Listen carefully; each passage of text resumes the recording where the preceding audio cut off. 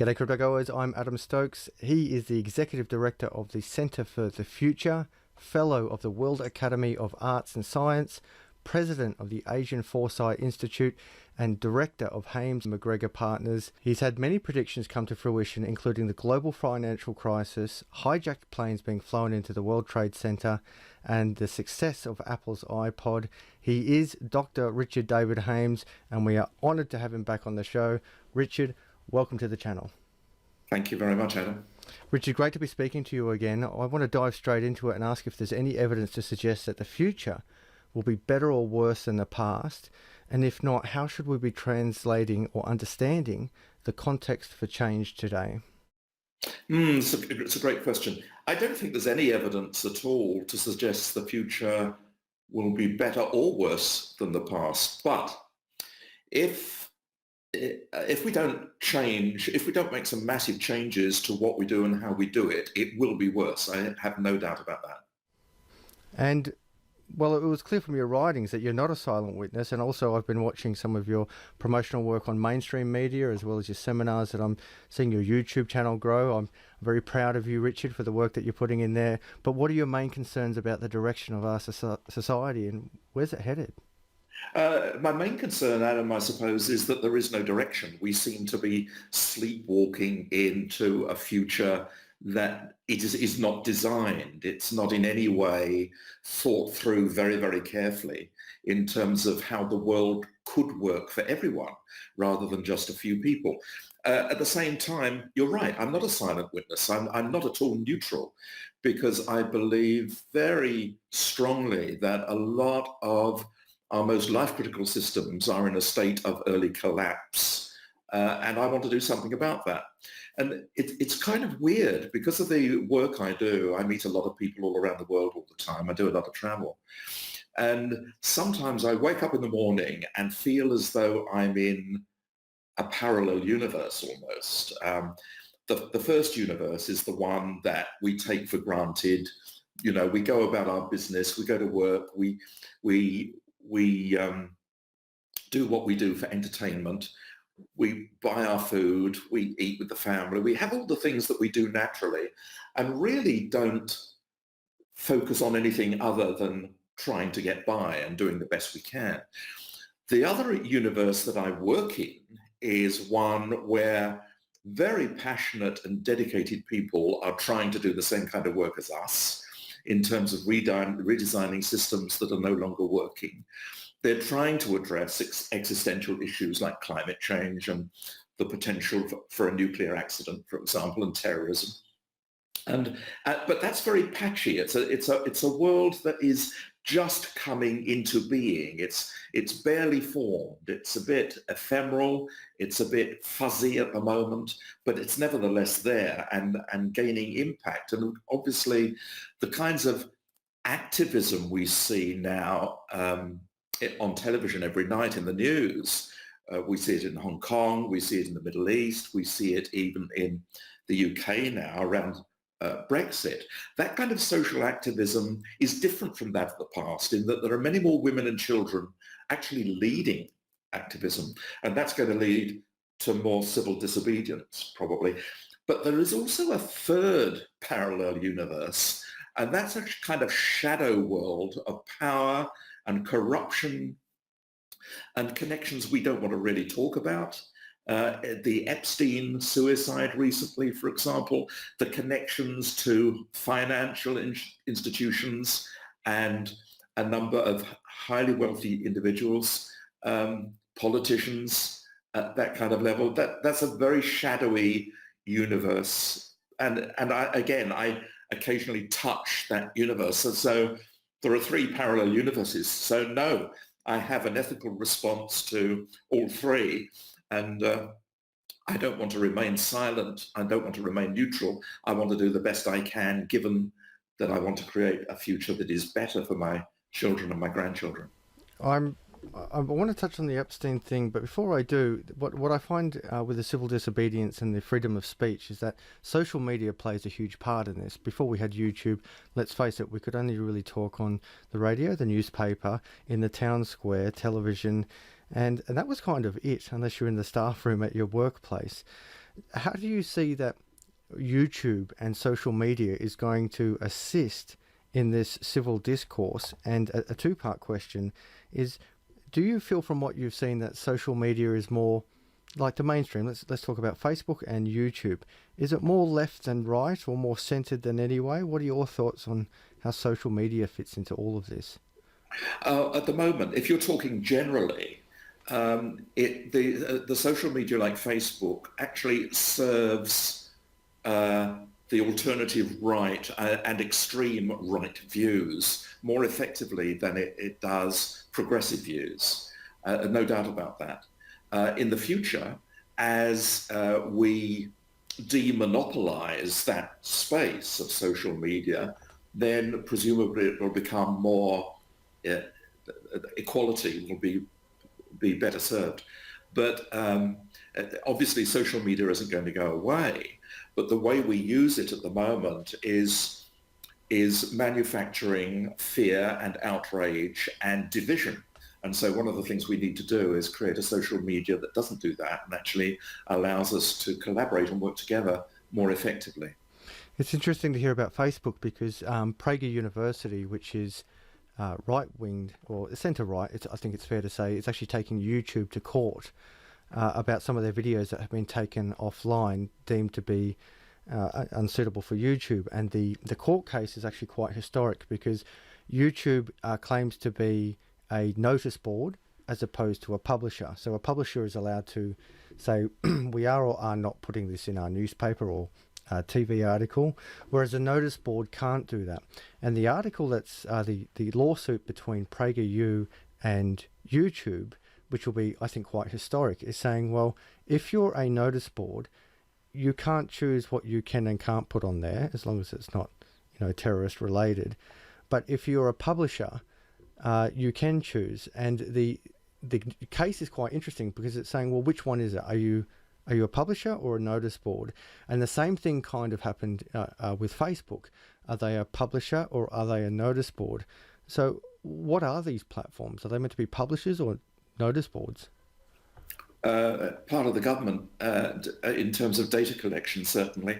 I think the law has a lot to do in catching up with reality and thinking about those kinds of entities in terms of either or simply don't work. So the law needs to catch up on what it is and deal with that.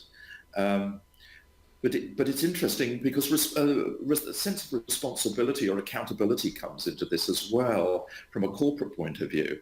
It's like Donald Trump, for example, or the gun faction in the US, the NRA, claiming that that guns are not the problem, that it's criminals that are the problem.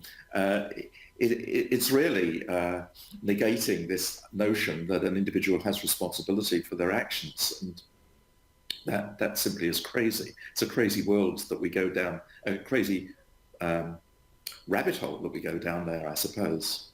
Yeah, I see oxymorons presenting themselves everywhere in society. Like, as an example, the Democratic Socialist Party. Now, without getting too far down the political rabbit hole, democracy and socialism, depending on what time of the human history timeline we're looking at, they're at different ends of the spectrum. So it's almost this oxymoron, this conundrum of socialism and democracy in the same title.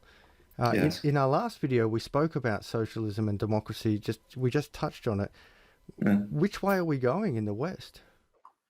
Oh, that's a very deep question, and again, you have to become very granular. I don't think there is one direction. It seems at the moment that we're veering to the extreme right, but I don't know that that is the case. I think that that fundamentalist approach will actually implode. I don't think it's helping itself. But you're right about the oxymorons. I mean, we have it in sustainable development, which is a nonsense. To talk about sustainable development is an oxymoron. It's crazy. I'm fascinated to hear you say that we're going to the extreme right because I I see us going to the extreme left with, Oh, really? yeah, and this is why I love talking to you, because I love to get your perspective on this. Yeah. And perception is reality, perhaps for individually. In some ways, I Mm. see us moving so far left. I guess with the epitome of political correctness, everything is so PC, which some would argue is very leftist. And Yes. if we look at examples of right wing, I think you could say is Donald Trump and society voting for the right. So Mm. I kind of see these both worlds. And I remember when I was doing political science at university, just as one of my subjects, I remember this very left-winged leading professor. He was great. He was gay, and he had really leftist views, and it was fantastic. And I'm not saying you have to be gay to be on the left or right, Mm. Mm. but he was very forthcoming about it. And it was at a time 20 years ago where there was more gay liberation, more gay rights, and more gay representation. So it was a very powerful Mm. course. But I remember one thing he said, Richard. He said, whether we're going left or right, the pendulum sort of swings all the way one way and then comes back the other way. And Mm. I seek your input into where you think that pendulum sits. In my world, I think it still sits more left. But Yeah. from what you're saying, noting that you are a futurist and perhaps are a few years ahead of me in what you see, you're saying we're more right. Well, if the pendulum is going like that, you're right in terms of Australia particularly, I think. But if you take the global scene, I Hmm. think at the moment we're politically at least, and probably economically because of the belief in some very bad habits that have been developed by economists, right back to Adam Smith and his invisible hand. The pendulum is going by that. But in a sense, it's irrelevant. The pendulum needs to go out and up and transcend those kinds of extremes. The extremes of left and right really are irrelevant to solving the world's problems.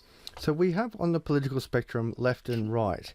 And then I've heard most certainly in recent years, centered left or centered right.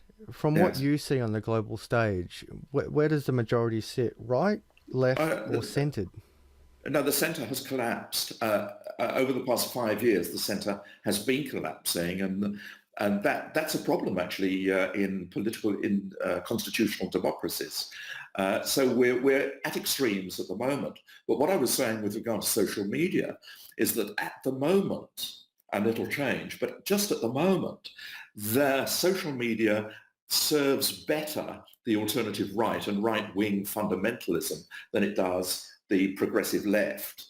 That will change, I'm sure. But what we need to be focused on is how we can accommodate both in transcending those extremes into the future, because otherwise it just remains a swinging debate about who's right and who's wrong. Yeah, I think this is a great conversation. It's going to stimulate, I believe, a lot of comments in the description and the comment section down below. Certainly a lot of right-winged channels, even mildly right-wing centered channels on YouTube have been demonetized or completely banned. But to be fair, maybe I haven't seen some of the extreme left channels banned or demonetized. And noting also I'm completely off Facebook in the sense that many people, whole generations have moved away from Facebook. And I remember a while ago in a course I was doing, a dad of a young person said Facebook's dead, and this was a few years ago, and we're like, what do you mean? And he said, because my 13-year-old daughter said she doesn't use Facebook anymore. And that was very profound to me, because in a few years it became true. And in our last discussion, you spoke about young people leading the way and needing greater representation in the world of politics and where we're heading. And it made me think about that discussion I had in that class where, in fact, in many ways, the young people are speaking through their actions, either through entry or exit of particular marketplaces. But Adam, it's also happening in the corporate world, because I happen to know at the moment Apple is designing for a post-Facebook world. And they're not talking about 10 years out. They're talking about the next 2 to 3 years. And you'll Right. remember one of my predictions has been the demise of Facebook and the inevitable demise of Facebook. And corporations like Apple are already designing for that world. I'm glad you raised it. I wanted to speak to you about it in the last video that we did. So Right. you you did say in one of your predictions that Facebook will collapse. Now, Instagram, I can't remember, of course, Instagram and Facebook are one and the same now. And I think in one of your That's right. predictions you said Facebook will be dead and we will only know Instagram. Moving forward from that prediction, do you think Instagram will die? Oh yes, eventually. There'll be something to take its place, no doubt. Yeah, everything is always changing. So Yes. this is probably a good segue into business. On my channel is about crypto, and primarily it's about economics and money. And crypto, in my mind, forms a huge part of that, and certainly of the future that we're going to. So, in terms of business, what in your mind is the key to success in tomorrow's world? That's a good segue into the fact that we've got to stop the recording because I've just realised I'm running out of power That's okay. and I need to change my position. Will that be okay? Yeah, I just press pause here. Okay, now that we have more power, Richard, the beauty of recordings where we can just press pause and plug in more power, we were getting into the world of business and, what is key to success in tomorrow's world. I want to give you a quick example of the Gillette case study. So Gillette, about a year ago, did an advertising campaign where they really smashed men, and some would argue that was quite a leftist ad campaign. And 6 months later, we discovered that after Gillette, which was supposed to be a brand focusing on arguably men's products, yes, they do sell to women, but their main audience is men buying razors, they lost $5.8 billion in a write-down in a quarter. And I'm wondering if companies get too political, they go too left or right, does that damage them? And if so, how do they succeed in the world of tomorrow? Yes, it would damage them simply because the electoral cycle, I mean, again, you can have a Conservative government in one moment and a Labour government in the next. And so if you're so distracted and so short term that you focus your strategy purely on the ideology of the day, then that's very silly to do that. Strategy, of course, is not something you have in place for years. It's something you need to keep refined and honed and constantly adapt it because of the changing nature of the world and the business environment. But I think going into the future, there are imperatives that any business, if it's going to succeed and stay successful, so I'm talking about enduring success, not just up one moment and down the next, but enduring success and the creation of enduring value for that entity, for that company. I think there are several things they need to do and think about. The first is they need to understand the deeper news, the context in which they operate, and the movement and the dynamics and the patterns within that context. They need to do that in order to avoid distractions, because if they don't use that as the context for framing their strategy, they can just pick up the next shiny pebble and say, oh, that's what we'll do today, but they'll have to change it tomorrow. There needs to be some kind of anchor, if you like, for the logic of how they formulate strategy. So that's one thing. The second thing is they will need to leverage the disruption, because this is an age of disruption. And a great many companies can see disruption coming, things like digital currencies, for example, or the blockchain, or a new need for talent, new business models, all of that kind of new markets, all of those kinds of things, but actually don't know how to leverage the disruption to their advantage now. So that's another thing. And the third thing that I think is absolutely important for business to understand is that it's no longer just about shareholder value. Now it's about three things. Financial performance is, of course, still supremely important because that's oxygen, and you can't breathe without oxygen. But there are other things, and they are so important today that they can knock you out of the water. Social responsibility, to your customers, to the community, to your staff, to people generally, is probably almost important as financial performance, and ecological or environmental citizenship, not just the greening tick that says, oh yes, we comply with that, but a genuine desire to be responsible ecological citizens is that third component. And when you get those three working in tandem together, you then have what I call brand resonance. In other words, the company, what it stands for, the purpose, its performance and its products and services resonate so much in alignment with the community that they cannot fail. It's just, they're buoyant, they cannot fail. Brand resonance is absolutely critical. And essentially, if you want me to summarize, well, what is brand resonance? It's people out there in the community who might not be customers of yours saying exactly what you would want to be said about you and your company. So I think those three things: understanding the context and how it's changing, making sure that you can leverage disruption and being prepared for disruption, and understanding brand resonance and what is needed in order for that to embed in the community's mind. Those three things are important. You can see the challenge for the center of gravity within these businesses. So again, using the Gillette case study, at the time the CEO said, okay, we want to, in fact, in their talk afterwards, in a report afterwards, when they said, we have to risk offending some people for customers to fall deeply in love with the product.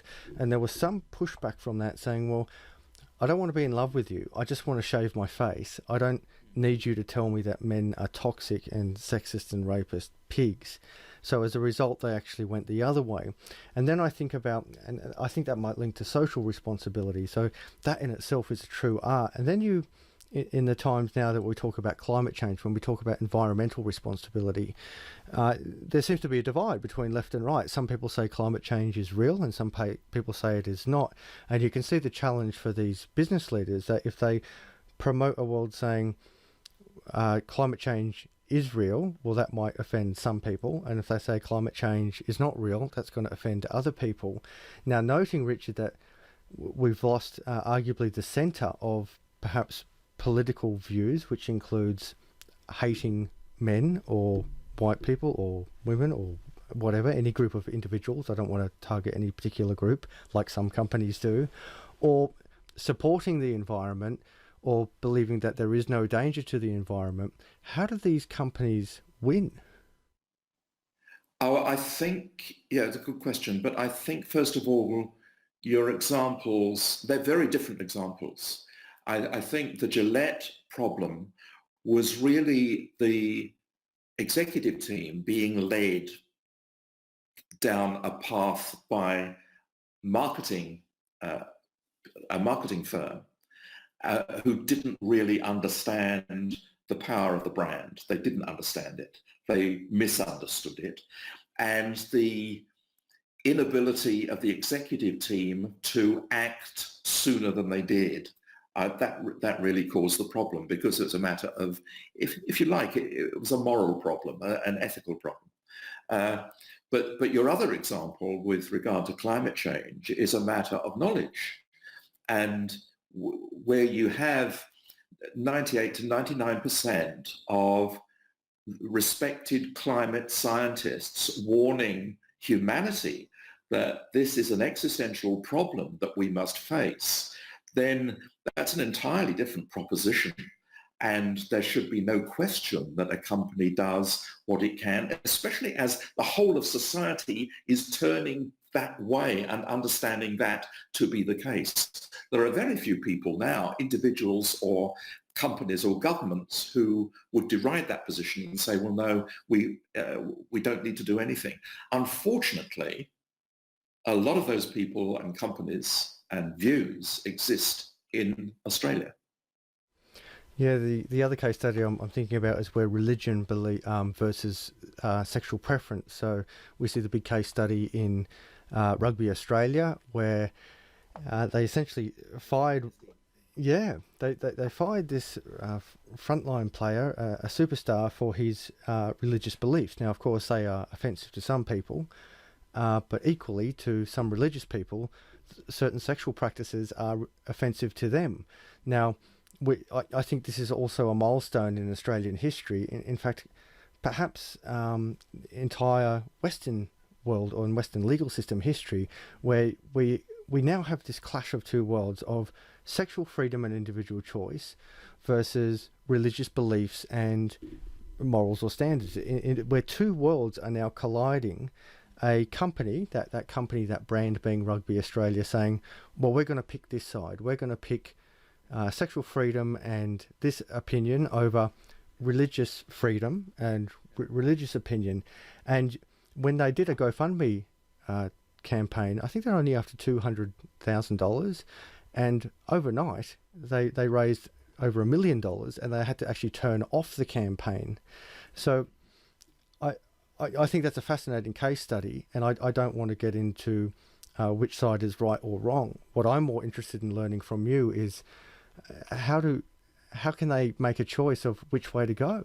Yes, it's an interesting case because it illustrates the kinds of things that I've been saying about the impact of Cartesian logic on our thinking today. And this is why I think the law has to depart, catch up with reality in society. And our thinking has to become more polyocular in its nature than dualistic, because it doesn't help. Those kinds of either or arguments cannot be settled within the world of volatility, uncertainty, complexity and ambiguity that exists today. And so what do we change? We need to change our thinking. We need to change the law around that. For me to comment on that case in particular would be irrelevant almost, because my opinion matters little about, it's just a personal opinion. But where I think it's important in terms of our future, the future of society, is not to resolve it in that old framework, that dualist framework, but to transcend that and to look at it in many, many different ways in order to arrive at some accommodation rather than a resolution. Yeah, it's deep. In the Constitution, we separate the state and religion. In writing, they do. They say the government and religion shouldn't be intertwined. We actively separated it. Where you look at other nations, certainly when I lived in the Middle East, it was a complete opposite. Religion was Yes, law, that's right. and they were deeply intertwined. But we can see where we contradict ourselves. Where if we change, and again, I'm not going either way on this, but some argued that marriage is a religious thing, and the state came in, the government said, well, we are changing the laws around marriage. Yes. And for some people that was very good, and for some people that was very deeply offensive. And now we see this again with the rugby case, is that apparently the state's not supposed to get involved in these things, but we have the freedom of expression and the freedom of speech. So if someone wants to say, I think this practice is bad, and another person wants to say, no, this practice is not bad, it's beautiful, or whatever it is. And then a private entity comes in and says, well, we're going to make a decision and side with this side. And now we actually have the state coming in to make a determination, as you were saying, a determination on, well, who's right? Is the left right, or is the right right? It just blows my mind where we're going to go with this. Yes, well, you're on a no-win course. Yeah. That's why I'm saying that dualism cannot work in the environment we're in, because we live in a complex world. That it's like the old idea of having a hammer and you see everything as a nail and you start banging the nail, and that's crass. We need to become more sophisticated in our thinking than currently both cases like that and, in fact, the law allows. And when you're talking about religion, I mean, I don't begrudge anyone, any individual, their own spiritual beliefs. I think that's very, very important. But let's face it, religion has been the worst weapon of mass destruction in the history of mankind. And, I think its imposition on how we organize human affairs is simply wrong. Yeah, and I think our young generation will show us the way forward. But as they are the future leaders, Mm. in your mind, you know, how do our business leaders or politicians know or find out about how to move forward and how to think in a globalized world? That's a good question. There are three things they need to do. They have to reframe what it is they know or what they think they know. Secondly, they have to embrace alternative insights. And thirdly, they have to innovate within a different framework, within a new epistemology, a new way of knowing about things and understanding. If they can do that, then I think we've made a huge step in a more sophisticated approach to solving problems and remaining in business, if it's business, remaining in business in an ethical and sustainable way. Well, I guess this goes into what's really hot on the global talk at the moment, Hong Kong and China. This is a fascinating case study to me. You've got a democratic nation that was purchased or leased for 100 years. It's just such a fascinating case study to me. So for our viewers that may not be aware, Hong Kong was essentially leased off the Chinese government for 100 years, and during that 100 years, democracy was in place. Now, correct me if I've got any of this wrong, but after the end of the lease, if you will, after 100 years, the Commonwealth, Britain, honoured the contract, the lease, and they essentially gave it back to China. And now what you've got is this very passionate and powerful standoff where you've got a society, generations that have been raised in a democratic upbringing, and overnight have been handed over to a communist party or a communist political system, and as a result there is huge conflict. Now, have I surmised that correctly, and what does this mean on the global stage? Yes, you have. I mean, that putting it in a nutshell, that's what it is. And the problem arises from the fact that the past 2 or 3 generations have grown up in that environment. And they understand and are very fearful that that framework of law and justice and that Western sense of order is threatened by the owners of the territory. Yes, that's exactly the situation. What does it mean? Let's come to Australia in a minute. What does it mean for the world? Well, it's a very interesting piece of chess being played at the moment by the US and China, as you know. So in the long term, as a futurist, I'm mostly interested in how that plays out, because Trump wants a win and will do almost anything to get a win to secure his victory in next year's election. For President Xi, he doesn't want Trump there. I mean, the best outcome for the Chinese would be a new democratic president. So that's interesting. They're playing different cards totally, and it's brinkmanship, and it will go down to brinkmanship because they're wanting each other to collapse or be more put on, if you like, than the other. So the great danger there is that the US-China trade war and currency war as well. We mustn't forget the amount of treasuries that American bonds that China actually owns and could actually do a lot of damage with. The great danger is a global financial collapse of the kind we saw in 2008.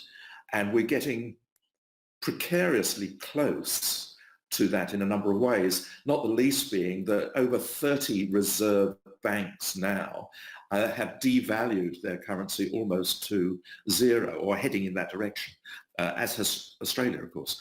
So the longer term global impact is one that concerns me. However, again, context comes into this for me. As you know, Adam, I see the past 50 and the next 50 years as being a century of transition, where we're moving from the industrial paradigm to an entirely different world that works for everyone, as long as we make it through the various crises facing us today, especially the existential crises like global heating, for example. Within that context, we in the West still misunderstand China's intentions, China's goals, China's aspirations, and what China thinks of itself innately. We misunderstand simply because we view everything through the obsolete US lens of empire. And the Chinese lens of empire is very different to the US lens of empire, which is dominated by conflict and submission to the US. So I'm sitting on the fence, I suppose, which I guess you'd not want me to do as a futurist. I do believe the US is imploding. If you look at it closely, if you go to the US and look at the infrastructure that's decaying, if you look at the anger, the civil anger mounting within different factions within that society, you look at the decreasing influence, even military influence of the US in comparison with the rise of China, then I think we're in for an interesting decade or two. As long as China can prevail in having its long-term view upheld and not reacting kind of unpredictably or out of character or spontaneously, especially when they're confronting things like the activism in Hong Kong at the moment, for example, then I think we will be led into a more peaceful world. But I'm not at all sure at the moment. We'll see when next year's election comes around what happens and what impact that will have on US-China relationships. Yeah, I've lived in both Asia and America. I went to university in the States, and I lived in Korea for a couple of years, and I've been to China and Hong Kong a lot. And I tend to agree with and I don't mean any offense to my good American friends and people. I've served with the good American people, and I love America, and I love Asia. I've got a love for a lot of the world. But most certainly the decline of Los Angeles, San Francisco, Yes. Baltimore, these isn't my opinion. This is even left and right wing news, mainstream. There's a rat infestation in Los Angeles, a huge drug issue in San Francisco. These great nations, these great cities in a great nation, that you've got the richest world in the country. That in LA as an example, they've got nowhere to put rubbish, or they can't collect rubbish. You know, the absolute basics. And in fact, I even heard that diseases that they haven't seen since, I think, the Middle Ages, or even World War I or II, the plague's coming back. In a first world nation, a rich nation in rich cities, where they can't throw rubbish out. Now, they're spending so much money on military and defence. It's hardly surprising. They're not spending money where it's needed on infrastructure, health, education. That's not happening. But the bigger problem is the moral problem, because America was founded on a morality that was very different from the rest of the world and has been so extraordinarily successful. But now the real issue is what is the moral imperative for the US into the future? they say things are always changing, and we talk about the British Empire, then the American Empire, and some say that next will be the Chinese empire. Do Mm. you think that's possible?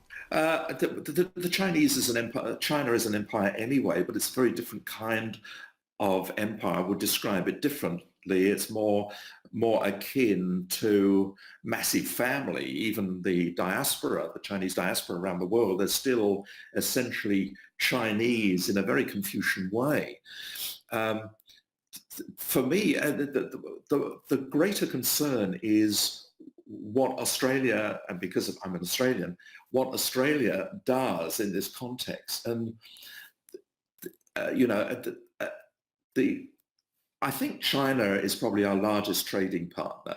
It's just under 30% of everything Australia trades. For China, that's only 1% of its trading activity. So if we have a situation where the US empire is in decline and the biggest trading partner, the most important trading partner we have is rising, then I don't want us to get into the trap of having to choose one or the other. Um, but what is critical is the context. Which one do you use as the context for deciding government policy? Do you use defense as the context for everything, or do you use trade as the context for everything? And I would suggest the greater value for Australia would be in using the context of trade with Asia, not just China, as the context for every thought and conversation. The biggest drawbacks to an expansion of trade with China are two.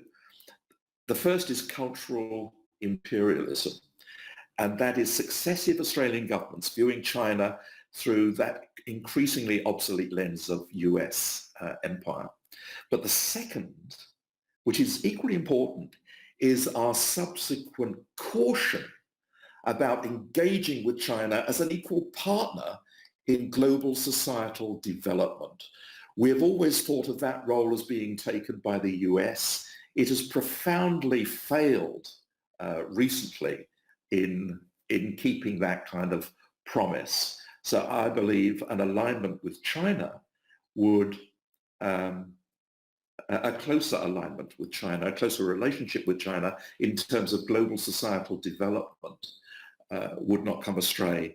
And also, I mean, once you've changed your perspective, perhaps a dose of humility as well would not be wrong.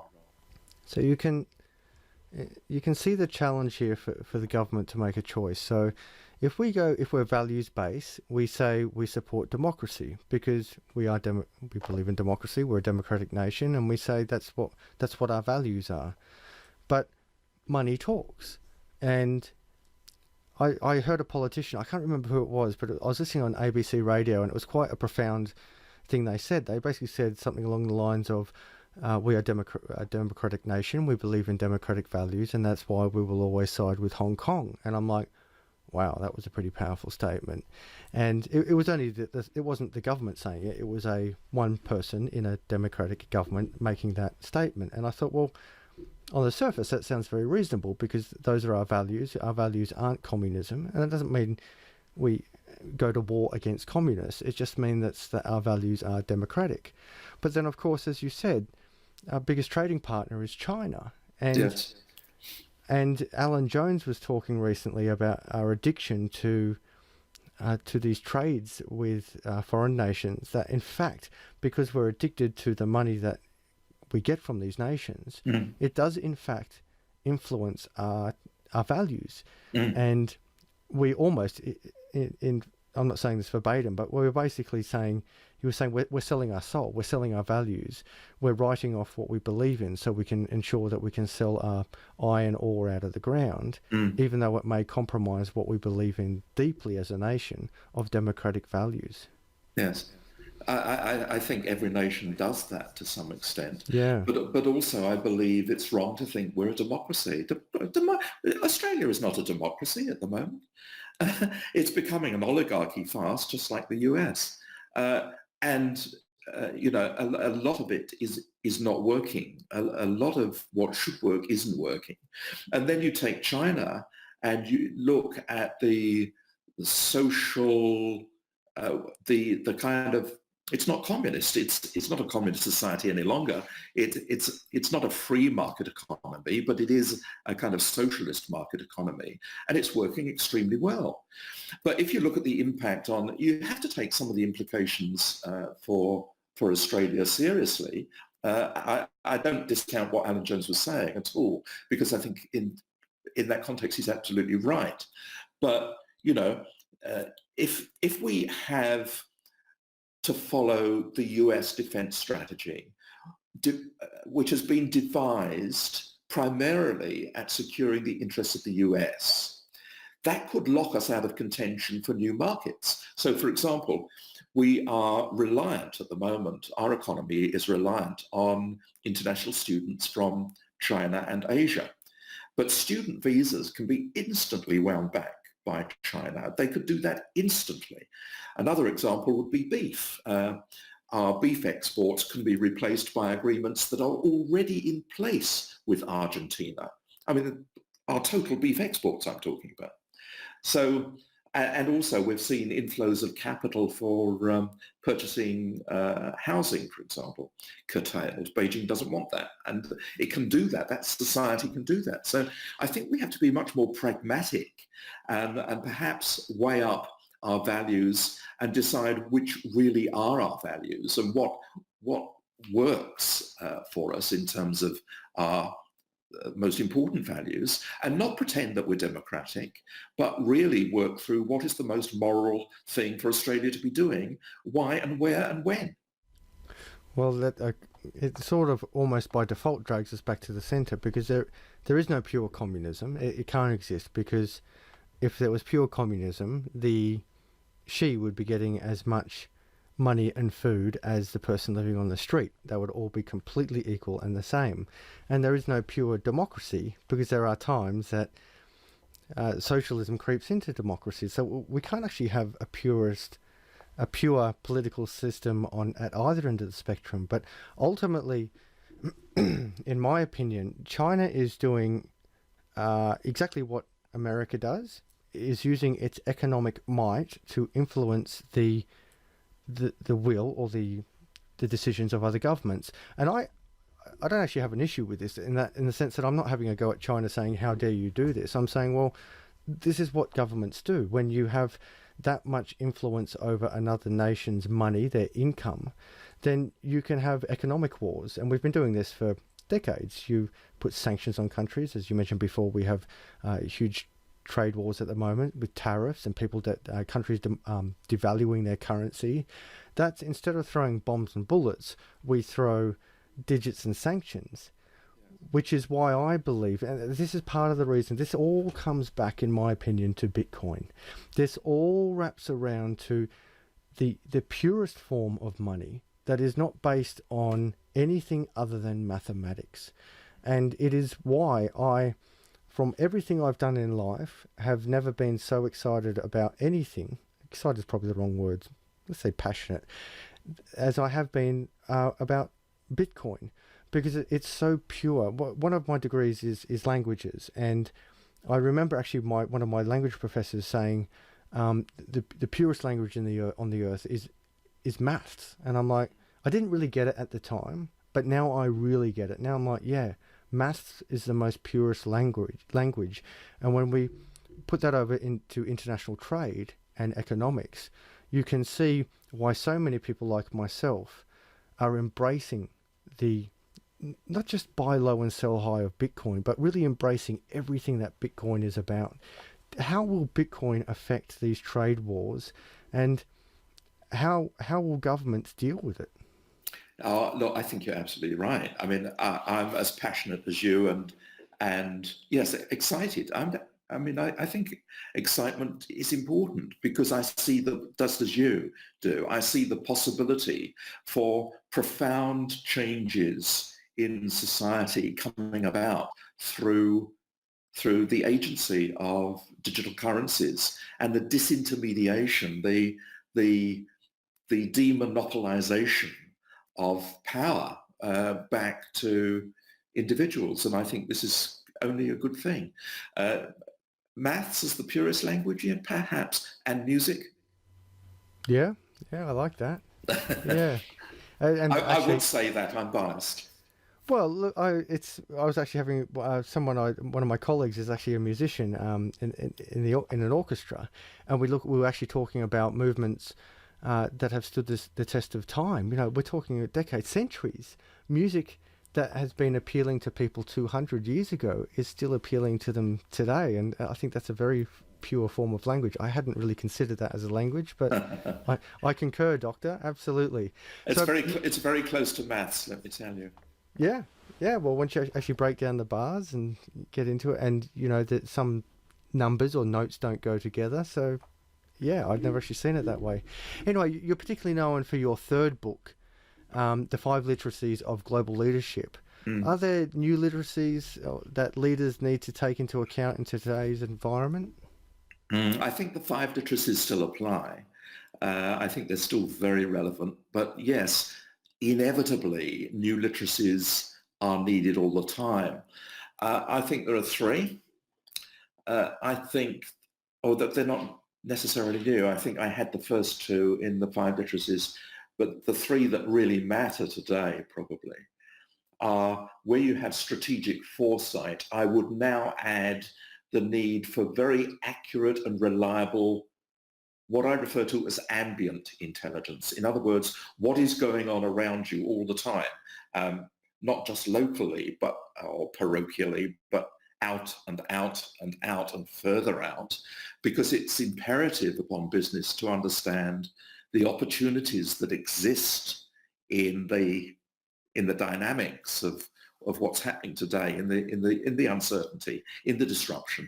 So that combination of strategic foresight, in other words, imagining the future you want to get to and the direction you can go in, but actually having reliable ambient intelligence to flesh that out about what is more possible, more fruitful, or quicker to get to.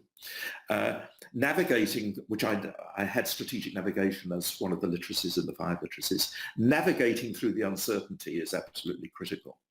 And the third one is, well, how do you apply that knowledge, that new intelligence about where you are relative to where you want to go?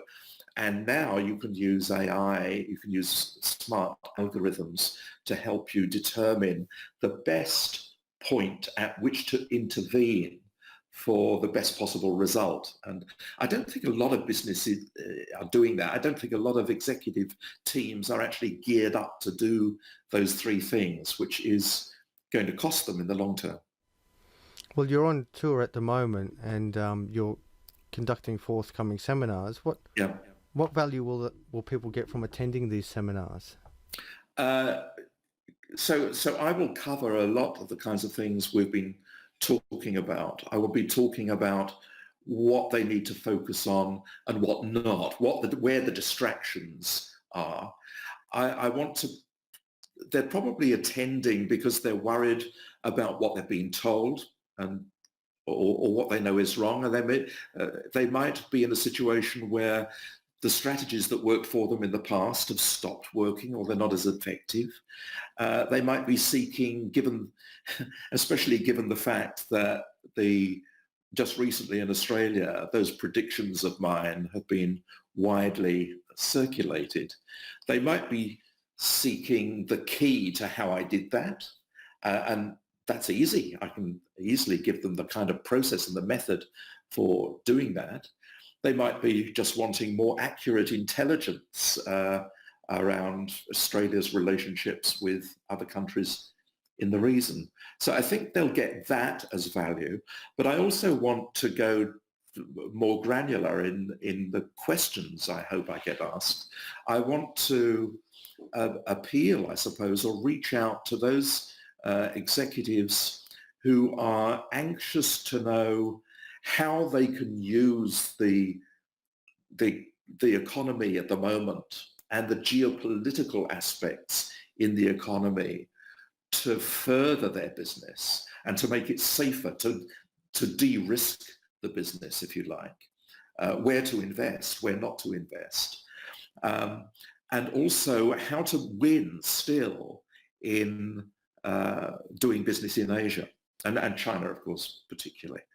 I also want to focus on the internal implications and imperatives for a lot of businesses which are not doing two things. Those two things are, first of all, and I've mentioned this before, they don't understand how to leverage disruption. They're not disruption ready. And I want to talk about that. And the second thing is productivity. And in Australia, productivity has been totally reliant on the growth of the population. And within companies, the most important things that can be done to increase productivity are usually ignored. We tend to adopt fads, like the current fad for agile, for example. But it's a fad, it's a nonsense, and it can't be applied everywhere. It's not a panacea. But there are some things which can be applied everywhere to increase productivity for every company, whether you're a startup or a major company. And I want to talk about that. And how can these people find you? How do they get on this tour? How do they reach out to you? It's an Eventbrite being organised by Eventbrite in both Melbourne and Sydney. Melbourne is on the 29th of this month and Sydney is on the 30th, both at 11 o'clock in the morning. And the details can be found on the landing page of my website, richardhames.com. If they just scroll down to the Eventbrite lines and just click on the tab, they'll get through. And I think it's just $50 a ticket for the seminar. I was checking out your site just before this discussion today, and I saw it's a pretty straightforward link. So if people want to reach out to you, they can simply, I'll leave a link to your website in the description to this video, and most certainly simply scroll down on Richard's page, viewers, and check out Richard's work. Richard, I could speak to you forever, and I'm very humbled to speak to you again. I did have one request from my viewers in my last series I did with you. I forgot to ask in last time, what are next week's Power Lotto numbers? Well, I hope they're the ones I've chosen. I don't have those to hand at the moment, but your guess, Adam, is as good as mine. Good man. Richard, it's so great talking to you. Have you got any last closing remarks that you want to chuck out there to my or your viewers? No, just enjoy life and learn. Good on you, Richard. We've been speaking with Dr. Richard David Hames, a futurist and great guy. I'm Adam Stokes. Thanks for listening. Happy investing, and we'll talk to you next time.